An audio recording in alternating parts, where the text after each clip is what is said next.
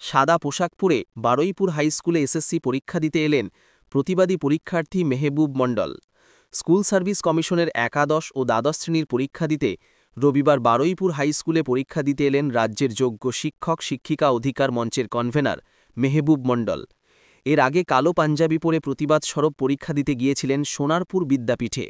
এবার school service কমিশনের শেষ পরীক্ষায় সাদা পোশাক পরেই প্রতিবাদ স্বরূপ পরীক্ষা দিতে এলেন বারুইপুর হাইস্কুলে। পরীক্ষা দিতে এসে অভিযোগ করে বলেন, ষড়যন্ত্রের শিকার হতে হয়েছে রাজ্যের যোগ্য শিক্ষক শিক্ষিকাদেরকে। বলা কিছু নয়, আর যারা মৃত্যু পথযাত্রী হয় তাদের কাছে সব দিনই সমান হয়, কারণ তাদের প্রহর গুনতে গুনতেই আস্তে আস্তে মৃত্যুর দিকে যেতে হয়। রাষ্ট্রীয়ভাবে আমাদের প্রতি যে মৃত্যু যজ্ঞের আয়োজন করা হয়েছে, আজকে তার শেষ দিন।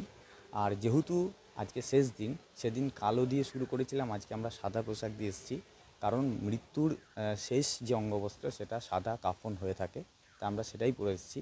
কারণ আমাদেরকে আজকে আজকে মৃত্যুর শেষ দিন, মৃত্যুর দিকে ঠেলে দেওয়া হয়েছে, তো তার জন্য এটাও একটা প্রতীক। মানসিকভাবে কতটা মানে ভয়ঙ্কর মাত্রায় বিপর্যস্ত, মানে শুধু আমি নয়, আমি তো ওই সব মানুষদেরই প্রতিনিধি যারা আমাদের 2016 এসএলএসটির যারা যোগ্য, যাদের বিরুদ্ধে কোনো অ্যালিগেশন ছিল না, যারা সম্পূর্ণরূপে নিরপরাধ হওয়ার পরে আজকে 7 বছর পর চাকরি গিয়ে তাদেরকে আবার মানে কাদম্বরীর মতো মরিয়া প্রমাণ করতে হচ্ছে যে তারা বেঁচে ছিল। তো স্বাভাবিকভাবে সেই যন্ত্রণাটা শুধুমাত্র তারাই অনুভব করতে পারবে যারা 7 বছর পর চাকরি হারিয়েছে, এবং জীবনে প্রথম, এটা সুপ্রিম কোর্টের ইতিহাসে কোনো দিন ঘটেনি, আজকে প্রথম এই ঘটনা ঘটলো। আমরা মনে করছি এটা দীর্ঘদিন ধরেই আমরা বলে আসছি যে এটা একটা রাষ্ট্রীয়ভাবে তৈরি হওয়া একটা ষড়যন্ত্র, এবং বিচার বিভাগকে সামনে রেখে এই কাজটা করানো হয়েছে।